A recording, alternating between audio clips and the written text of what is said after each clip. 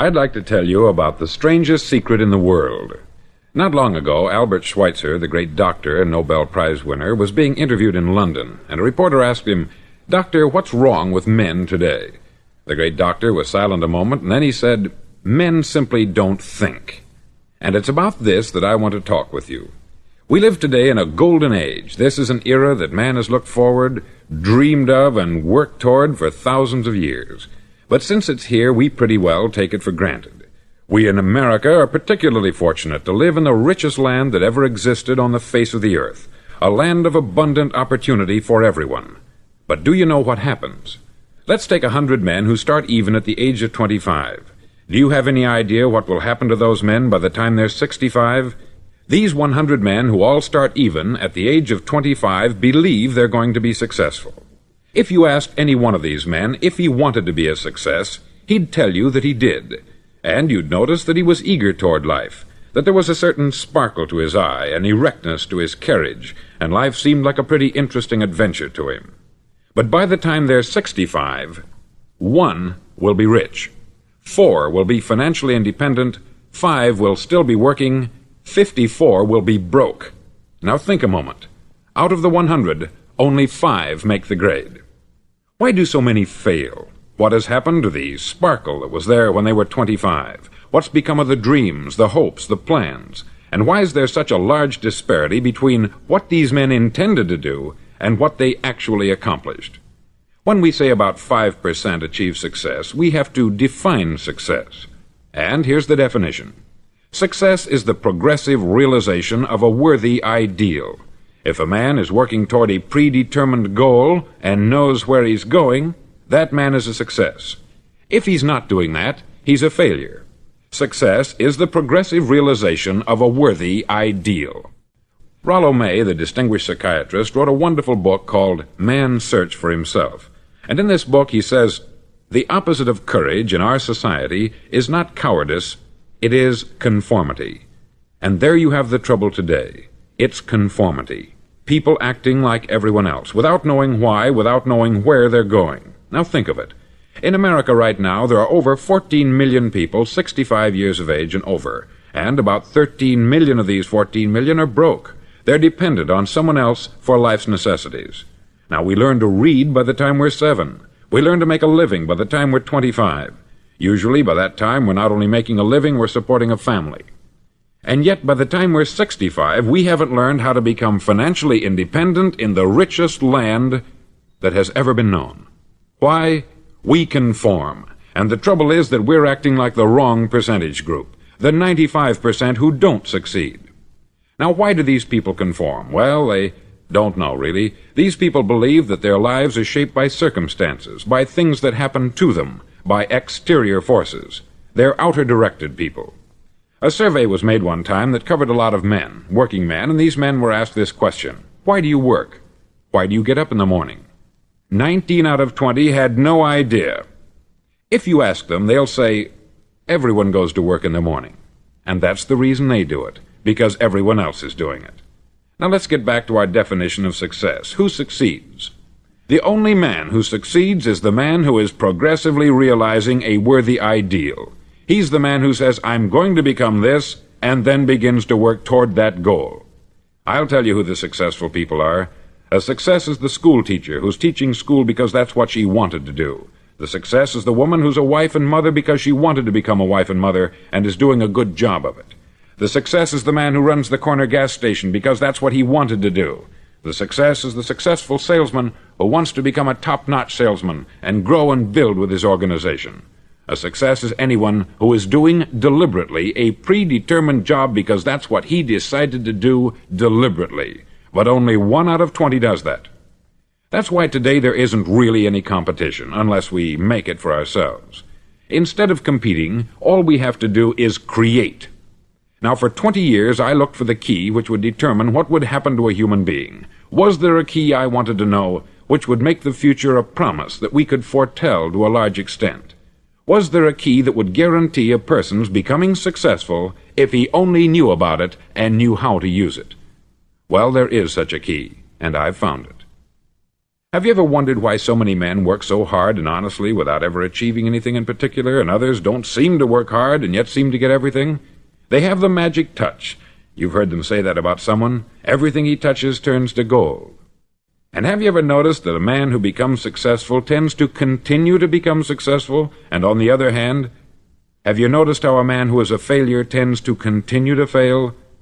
It's because of goals. Some of us have them, some don't. People with goals succeed because they know where they're going. Now think of a ship leaving a harbor, and think of it with the complete voyage mapped out and planned.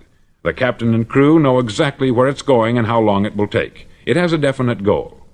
9,999 times out of 10,000 it will get to where it started out to get. Now let's take another ship, just like the first, only let's not put a crew on it, or a captain at the helm. Let's give it no aiming point, no goal, no destination. We just start the engines and let it go. I think you'll agree with me that if it gets out of the harbor at all, it will either sink or wind up on some deserted beach a derelict. It can't go any place because it has no destination and no guidance. It's the same with a human being. Take the salesman, for example. There is no other person in the world today with the future of a good salesman. Selling is the world's highest paid profession, if we're good at it and if we know where we're going. Every company needs top-notch salesmen, and they reward those men. The sky is the limit for them. But how many can you find? Someone once said, the human race is fixed, not to prevent the strong from winning, but to prevent the weak from losing. The American economy today can be likened to a convoy in time of war. The entire economy is slowed down to protect its weakest link, just as the convoy had to go at the speed that would permit its slowest vessel to remain in formation. That's why it's so easy to make a living today. It takes no particular brains or talent to make a living and support a family today. So we have a plateau of so-called security, if that's what a person's looking for. But we do have to decide how high above this plateau we want to aim for. Now let's get back to the strangest secret in the world, the story that I wanted to tell you today. Why do men with goals succeed in life, and men without them fail? Well, let me tell you something which, if you really understand it, will alter your life immediately. If you understand completely what I'm going to tell you from this moment on, your life will never be the same again. You'll suddenly find that good luck just seems to be attracted to you. The things you want just seem to fall in line. And from now on, you won't have the problems, the worries, the gnawing lump of anxiety that perhaps you've experienced before. Doubt, fear, well, they'll be things of the past. Here's the key to success, and the key to failure. We become what we think about. Now let me say that again. We become what we think about. Throughout all history, the great wise men and teachers, philosophers and prophets have disagreed with one another on many different things. It is only on this one point that they are in complete and unanimous agreement. Listen to what Marcus Aurelius, the great Roman emperor, said. He said, "A man's life is what his thoughts make of it." Disraeli said this, "Everything comes if a man will only wait. I have brought myself by long meditation to the conviction that a human being with a settled purpose must accomplish it, and that nothing can resist a will that will stake even existence for its fulfillment." Ralph Waldo Emerson said this, "A man is what he thinks about all day long."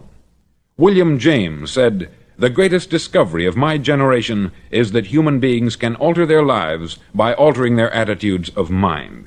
And he also said, "We need only in cold blood act as if the thing in question were real, and it will become infallibly real by growing into such a connection with our life that it will become real. It will become so knit with habit and emotion that our interest in it will be those which characterize belief." He also said this, "If you only care enough for a result, you will almost certainly attain it. If you wish to be rich, you will be rich. If you wish to be learned, you will be learned. If you wish to be good, you will be good. Only you must then really wish these things, and wish them exclusively, and not wish at the same time 100 other incompatible things just as strongly." In the Bible you read, in Mark 9:23, "If thou canst believe, all things are possible to him that believeth." Dr. Norman Vincent Peale said this, "This is one of the greatest laws in the universe. Fervently do I wish I had discovered it as a very young man. It dawned upon me much later in life, and I've found it to be one of the greatest, if not my greatest discovery, outside of my relationship to God. And the great law, briefly and simply stated, is that if you think in negative terms, you'll get negative results. If you think in positive terms, you will achieve positive results. That is the simple fact which is at the basis of an astonishing law of prosperity and success. In 3 words, believe and succeed. William Shakespeare put it this way: "Our doubts are traitors, and make us lose the good we oft might win, by fearing to attempt." George Bernard Shaw said, "People are always blaming their circumstances for what they are. I don't believe in circumstances. The people who get on in this world are the people who get up and look for the circumstances they want, and if they can't find them, make them." Well, it's pretty apparent, isn't it? And every person who discovered this for a while believed that he was the first one to work it out. We become what we think about. Now, it stands to reason that a person who's thinking about a concrete and worthwhile goal is going to reach it, because that's what he's thinking about. And we become what we think about. Conversely, the man who has no goal, who doesn't know where he's going, and whose thoughts must therefore be thoughts of confusion and anxiety and fear and worry, becomes what he thinks about. His life becomes one of frustration, fear, anxiety, and worry. And if he thinks about nothing, he becomes nothing. Now, how does it work? Why do we become what we think about? Well, I'll tell you how it works as far as we know. Now, to do this, I want to tell you about a situation that parallels the human mind. Suppose a farmer has some land, and it's good, fertile land. Now, the land gives the farmer a choice. He may plant in that land whatever he chooses. The land doesn't care. It's up to the farmer to make the decision. Now, remember, we're comparing the human mind with the land, because the mind, like the land, doesn't care what you plant in it. It will return what you plant, but it doesn't care what you plant. Now, let's say that the farmer has 2 seeds in his hand. One is a seed of corn, the other is nightshade, a deadly poison. He digs 2 little holes in the earth, and he plants both seeds, one corn, the other nightshade. He covers up the holes, waters, and takes care of the land, and what will happen? Invariably, the land will return what is planted. As it's written in the Bible, "As ye sow, so shall ye reap." Remember, the land doesn't care. It will return poison in just as wonderful abundance as it will corn. So up come the 2 plants, one corn, one poison. Now, the human mind is far more fertile, far more incredible and mysterious than the land, but it works the same way. It doesn't care what we plant. Success, failure. A concrete, worthwhile goal, or confusion, misunderstanding, fear, anxiety, and so on. But what we plant, it will return to us. You see, the human mind is the last great unexplored continent on the earth. It contains riches beyond our wildest dreams. It will return anything we want to plant. Now, you might say, well, if that's true, why don't people use their minds more? Well, I think they've figured out an answer to that, too. Our mind comes as standard equipment at birth. It's free, and things that are given to us for nothing we place little value on. Things that we pay money for, we value. The paradox is that exactly the reverse is true. Everything that's really worthwhile in life came to us free. Our mind, our soul, our body, our hopes, our dreams, our ambitions, our intelligence, our love of family and children and friends. All these priceless possessions are free, but the things that cost us money are actually very cheap and can be replaced at any time. A good man can be completely wiped out and make another fortune. He can do that several times. Even if our home burns down, we can rebuild it, but the things we got for nothing, we can never replace. The human mind isn't used merely because we take it for granted. Familiarity breeds contempt. It can do any kind of job we assign to it, but generally speaking, we use it for little jobs instead of big important ones. Universities have proved that most of us are operating on about 10% of our abilities. Decide now, what is it you want? Plant your goal in your mind. It's the most important decision you'll ever make in your entire life. Do you want to be an outstanding salesman, a better worker at your particular job? Do you want to go places in your company, in your community? All you've got to do is plant that seed in your mind. Care for it. Work steadily toward your goal, and it will become a reality. It not only will, there's no way that it cannot. You see, that is a law, like the laws of Sir Isaac Newton, the laws of gravity. If you get on top of a building and jump off, you'll always go down. You'll never go up. And it's the same with all the other laws of nature. They always work, they're inflexible. Think about your goal in a relaxed, positive way. Picture yourself in your mind's eye as having already achieved this goal. See yourself doing the things you will be doing when you've reached your goal. Ours has been called the phenobarbital age, the age of ulcers and nervous breakdowns.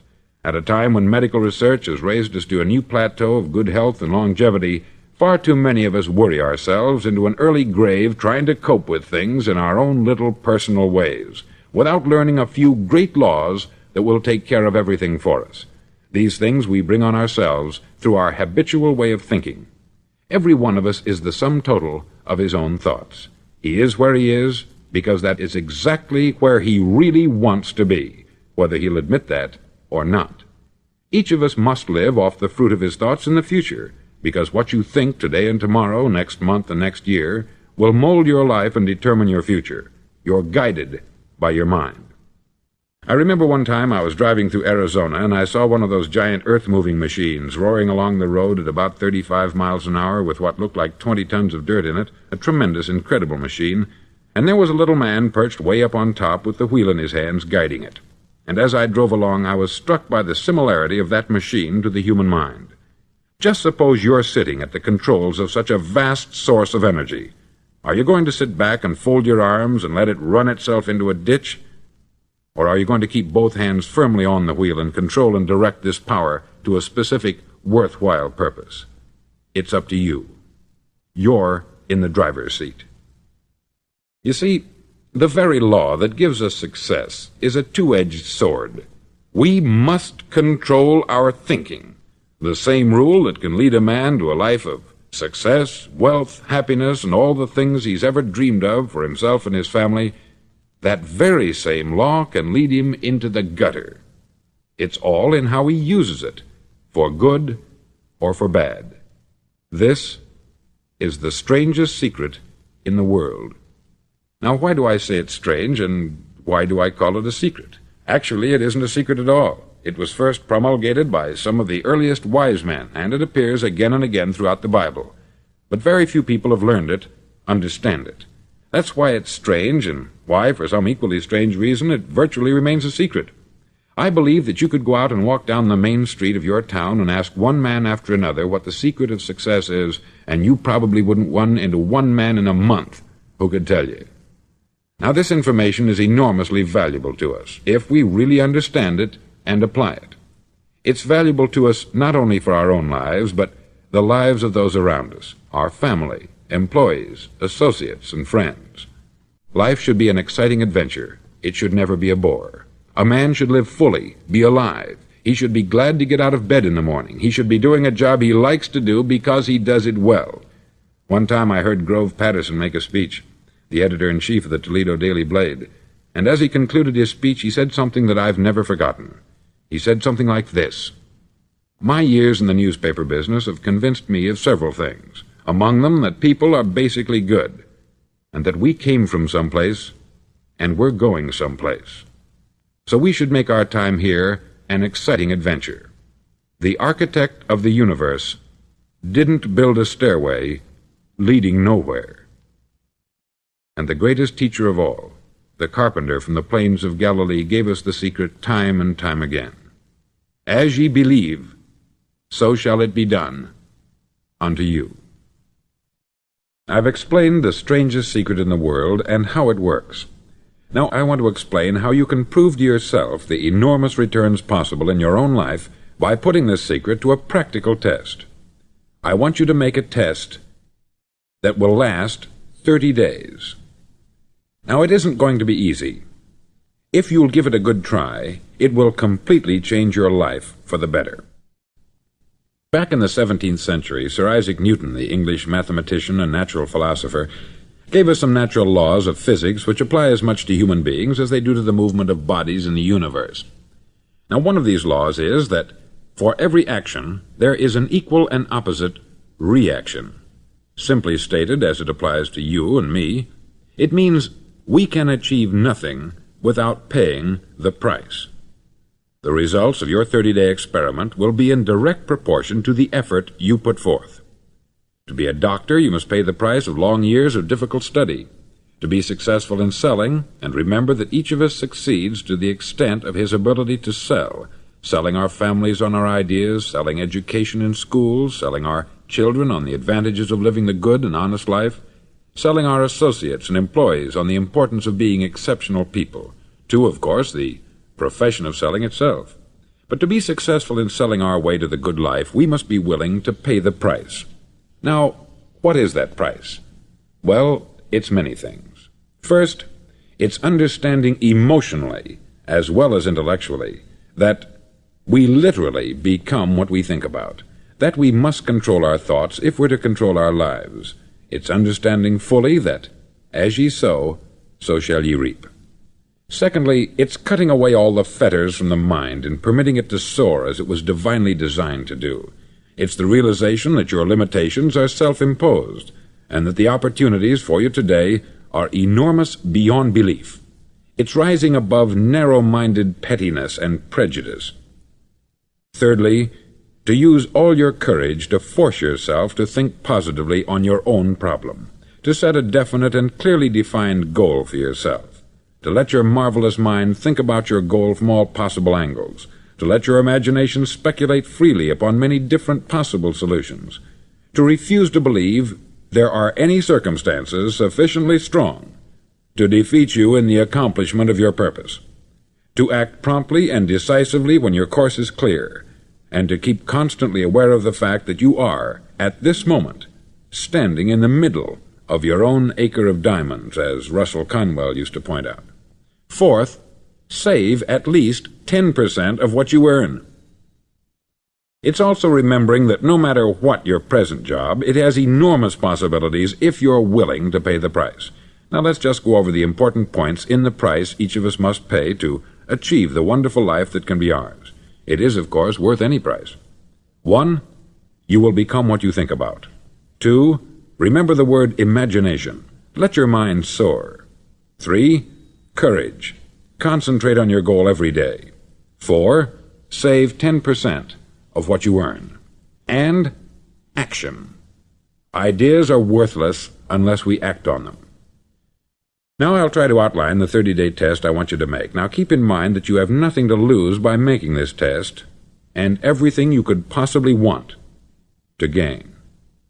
There are two things that may be said of everyone. Each of us wants something, and each of us is afraid of something. I want you to write on a card what it is you want more than anything else. It may be more money. Perhaps you'd like to double your income or make a specific amount of money. It may be a beautiful home. It may be success at your job. It may be a particular position in life. It could be a more harmonious family. Each of us wants something. Write down on your card specifically what it is that you want. Make sure it's a single goal and clearly defined. You needn't show it to anyone, but carry it with you so that you can look at it several times a day. Think about it in a cheerful, relaxed, positive way each morning when you get up, and immediately you have something to work for, something to get out of bed for, something to live for. Look at it every chance you get during the day and just before going to bed at night. As you look at it, remember that you must become what you think about, and since you're thinking about your goal, you realize that soon it will be yours. In fact, it's yours really the moment you write it down and begin to think about it. Look at the abundance all around you as you go about your daily business. You have as much right to this abundance as any other living creature. It's yours for the asking. Now we come to the difficult part. Difficult because it means the formation of what is probably a brand new habit, and new habits are not easily formed. Once formed, however, it'll follow you for the rest of your life. Stop thinking about what it is you fear.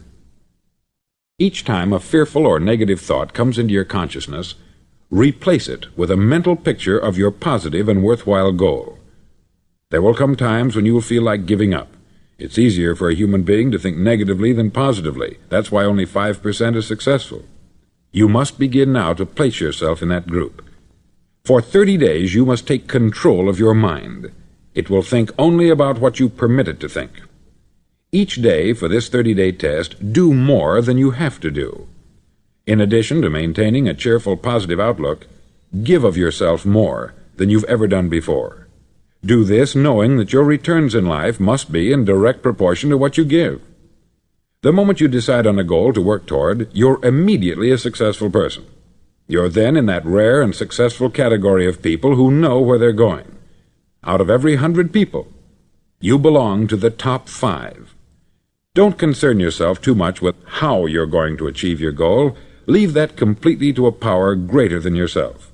All you have to do is know where you're going. The answers will come to you of their own accord. Remember these words from the Sermon on the Mount, and remember them well. Keep them constantly before you this month of your test. Ask, and it shall be given you. Seek, and ye shall find. Knock, and it shall be opened unto you. For every one that asketh receiveth, and he that seeketh findeth, and to him that knocketh it shall be opened. It's as marvelous and as simple as that.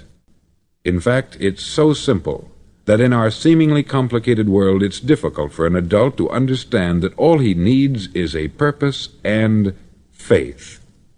For 30 days, do your best. If you're a salesman, go at it as you've never done before, not in hectic fashion, but with the calm, cheerful assurance that time well spent will give you the abundance in return you deserve and want.